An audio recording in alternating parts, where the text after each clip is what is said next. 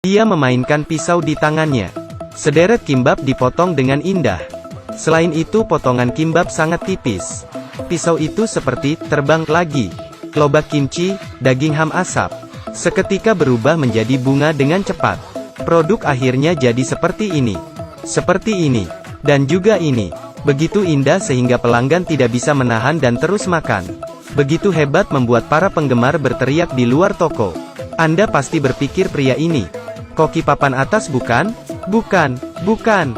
Dia adalah seorang pria dengan demensia. Dia adalah pembunuh nomor 1 di Korea.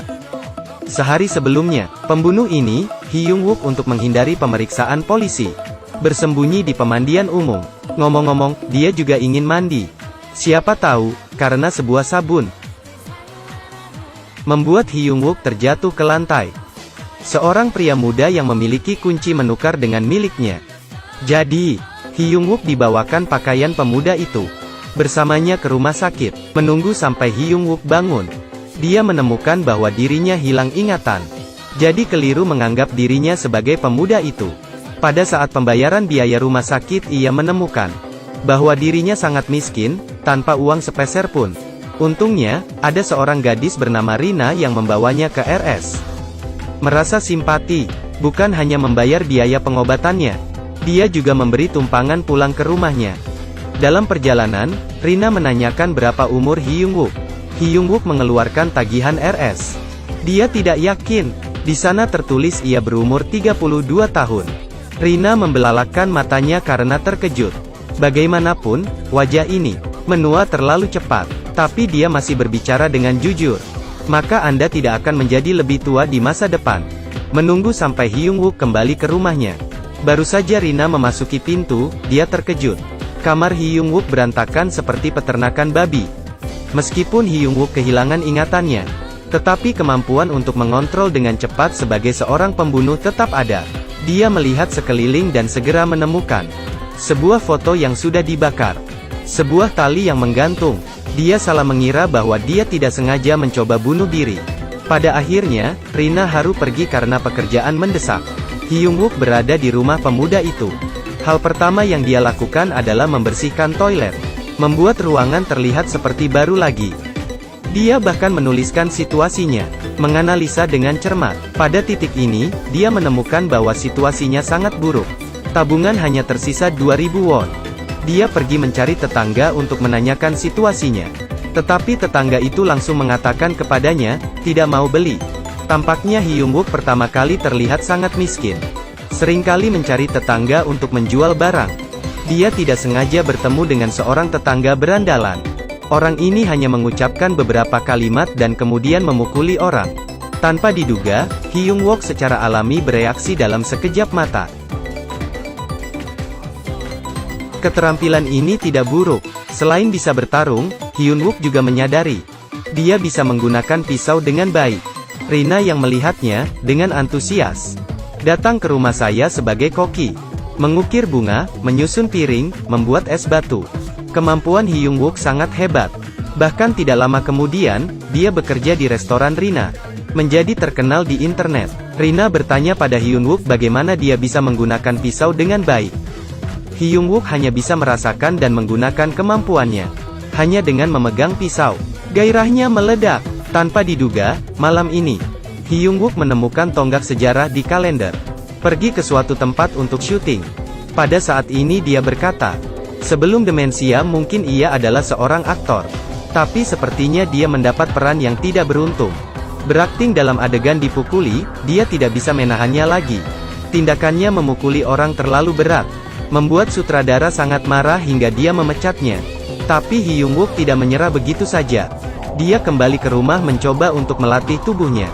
Kemudian di atap rumah dia mencoba melatih naskah perannya. Melatih keterampilan akting dasarnya. Kesempatan itu telah tiba. Hari ini, dia memainkan peran sebagai pelayan seorang kakak laki-laki. Berakting dengan sangat lancar. Dialog yang jelas dan kuat. Langsung mendapat apresiasi dari sutradara. Pertama, dia memberinya lebih banyak peran, kemudian dia dipromosikan menjadi peran pendukung pria. Karir akting berjalan mulus. Dia dan Rina setelah beberapa saat berhubungan. Juga secara bertahap timbul perasaan. Tetapi pada saat ini, Huinwook ingat akan identitasnya. Dia adalah seorang pembunuh bayaran. Membawa misi, dia segera kembali ke rumahnya. Kemudian ia mendapati seseorang ada di rumahnya, menggantikan kehidupannya. Pria ini, Jae-sung akan bunuh diri. Dia dikritik oleh pemilik rumah karena bau. Dia marah dan mengurungkan niatnya untuk bunuh diri. Pertama dia pergi ke pemandian umum. Dia tidak tahu bahwa, di pemandian umum, pertemuan itu tiba-tiba muncul. Seorang bos dengan uang yang banyak, jatuh terpeleset dan pingsan. Jae-sung, sebelum dia meninggal, ingin hidup sedikit mewah. Diam-diam dia menukar kunci lokernya, memegang dompet paman itu, dan menggunakan jasnya, juga kacamata hitam, keluar dengan sombong. Pertama dia mencari pemilik apartemen, segera memberikan dia uang, dan kemudian dengan sangat sombong berkata padanya, "Tidak perlu mencari saya lagi." Kemudian, menekan remote di tangannya, membuka pintu mobil mewahnya, menyetir mobil ke restoran, di mana ia masih berhutang, membayar satu persatu. Dia datang ke hadapan gadis yang diam-diam dia cintai, ingin berkencan dengannya. Gadis itu segera memberitahunya, "Saya sudah menikah." Jae-sung hanya bisa menahan rasa sakit untuk memberi selamat padanya. Melewati hal semacam ini, akhirnya, Jae-sung menyadarinya. Kehidupannya yang gagal, tapi bukan karena hari ini yang berubah. Dia pergi ke rumah sakit, ingin mengembalikan status palsu ini kepada paman itu. Tidak terkira, menemukan bahwa paman ini telah kehilangan ingatannya. Hati Jae-sung sekali lagi sepertinya harus berubah.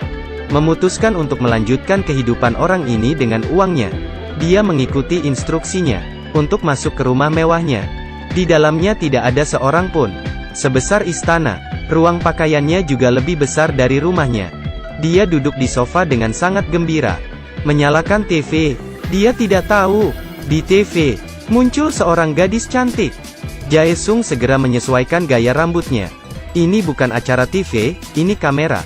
Tapi dia tidak banyak berpikir. Ia sangat gembira. Seperti ini, Jae-sung menjalani kehidupan yang indah di mansion. Pesan makanan dari luar, menonton gadis cantik yang melakukan yoga. Tapi hari ini dia membuka matanya dan melihat gadis di kamera itu bunuh diri. Dia sangat ketakutan dan melompat. Segera menelepon polisi, tapi hanya berbalik dan menemukan si cantik sepertinya bunuh diri lagi. Bunuh diri? Apakah ini palsu? Bagaimana dia tidak bisa mengerti apa yang dilakukan gadis itu? Tapi semakin banyak simpati untuk gadis ini.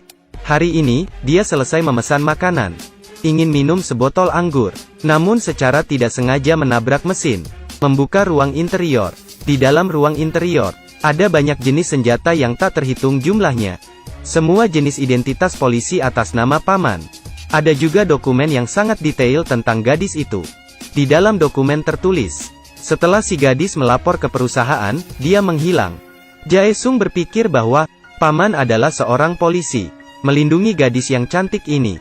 Hari ini dia sekali lagi menyaksikan gadis cantik itu bunuh diri. Kemudian terdengar gadis itu terjatuh sejenak. Dia kemudian mendengar suara. Sepertinya gadis itu hidup di lantai atas. Ingin melihat dengan matanya sendiri. Jae-sung jatuh hati padanya. Pergi ke supermarket untuk berpura-pura bertemu dengan si gadis cantik secara tidak sengaja. Pergi makan malam dengan berpura-pura tidak sengaja bertemu dengan gadis itu. Tidak masalah memberikan hadiah kecil. Sering bola-balik, dua orang memutuskan untuk menjalin hubungan cinta. Mengapa di saat Jae-sung menemukan cintanya, tiba-tiba telepon paman berdering? Jae-sung menjawab telepon dengan ragu. Orang di telepon bertanya kepada paman kapan dia akan menyelesaikan misinya. Jae-sung mendengarnya dan tidak tahu apa-apa. Namun mendengar lawan bicaranya, dia tidak mengetahui paman seperti apa. Kejadian tersebut juga terkait dengan gadis ini. Jae-sung Lien menggunakan masker dan topi.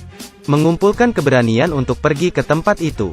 Dia tidak tahu bahwa, semua orang di sana sangat ketakutan dengannya. Tidak berani melihat matanya. Dia bergerak perlahan. Yang lainnya takut dan menghindar. Jae-sung dan semua orang berbicara sebentar sebelum dia mengerti. Ternyata, paman ini adalah pembunuh terhebat di Korea. Jadi itu alasan mengapa semua orang takut dengannya. Dan gadis cantik itu, adalah orang yang dicari mereka. Target dari pembunuhan ini.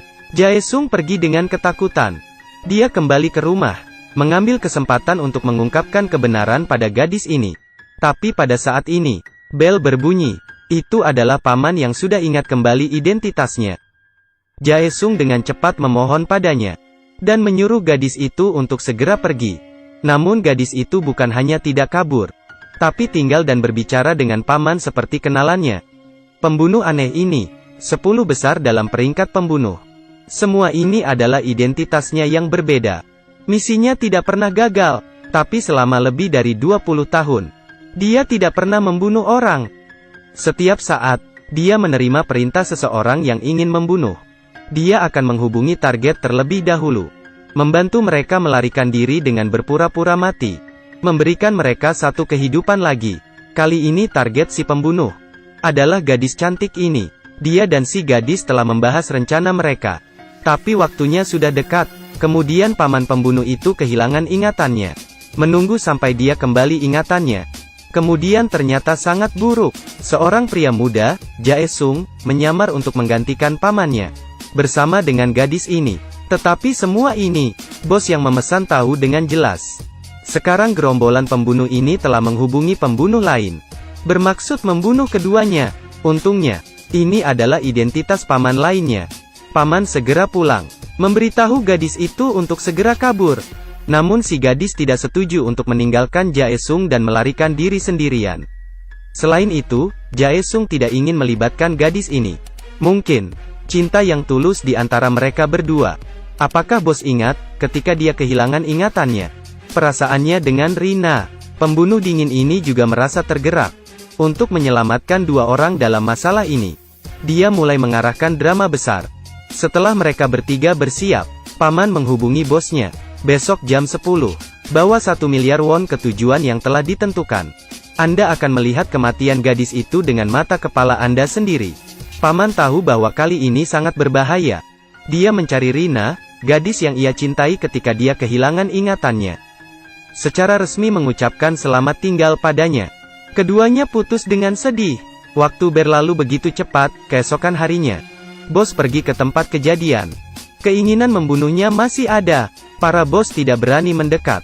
Jaesung berteriak dengan lantang, "Saya tidak tertarik pada pembunuhan. Kalian ingin lihat, Engjo ini dibunuh oleh orang yang paling dipercaya. Bagaimana rasanya?" Selesai berbicara, pisau menusuk tubuhnya. Jadi, para bos mengatakan itu. Pembunuh pertama menyukai gadis itu.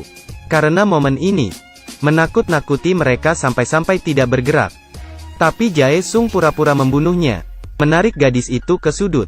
Menusuknya lagi, menghilangkan keraguan para bos. Pada saat ini, pembunuh yang sebenarnya muncul. Sekarang dia berpura-pura menjadi seseorang yang diundang bos. Membunuh dirinya sendiri. Paman dan Jaesung berpura-pura bertengkar. Para bos melihatnya tidak bergerak. Lalu, di saat yang tepat, Jaesung pergi ke tempat yang ditentukan. Bersiap untuk mencapai akhir. Pacar paman, Rina tiba-tiba muncul. Paman itu takut akan terjadi sesuatu. Segera berteriak, "Siapa perempuan ini? Cepat suruh dia pergi." Rina sudah gila. Saat melihat bintang, kau memanggilnya gadis manis. Sekarang dia seperti ini. Dia langsung naik dan menariknya pergi. Paman tidak bisa menjelaskannya dengan jelas. Hanya bisa memberi isyarat pada matanya kepada Jaesung. "Tusuk aku dengan pisau." Untungnya, Jaesung tidak bodoh, memahami maksud paman. Pisau ditusukkan. Ditusuk langsung ke perut paman. Ia mengambil kesempatan ini, berdiri di posisi yang digariskan. Kemudian menuju ke tempat gadis yang berpura-pura mati yang bersembunyi di samping. Memberinya sinyal. Gadis itu langsung menekan tombol. Para bos langsung pergi. Mereka bertiga keluar dari kotak kosong. Gadis cantik dan Jaesung sangat senang dan saling berpelukan. Dan Rina tertipu, pergi dengan marah. Paman segera mengejarnya, menjelaskan situasinya dan meminta maaf. Juga mengatakan bahwa dia sebenarnya berusia 45 tahun. Membuat Rina lebih tidak bisa menerimanya. Pamannya juga berusia 45 tahun. Hingga sang paman ikut ambil bagian dalam film tersebut. Sebelum menutup film, naskah itu diubah untuk menyatakan cinta kepada Rina. "Saya ingin menghapus kenangan masa lalu. Mengambil status sekarang untuk bersamamu." Rina akhirnya memaafkan paman itu. Tapi pamannya benar-benar menyerah. Status pembunuh teratasnya menjadi koki bersama Rina. Hidup bersama dengan bahagia. Apapun statusnya, sebagai pembunuh kelas atas dan tinggal di mansion. Atau seperti Jaesung yang tinggal di kelas bawah. Orang yang bekerja keras, bisa mencapai kebahagiaannya sendiri.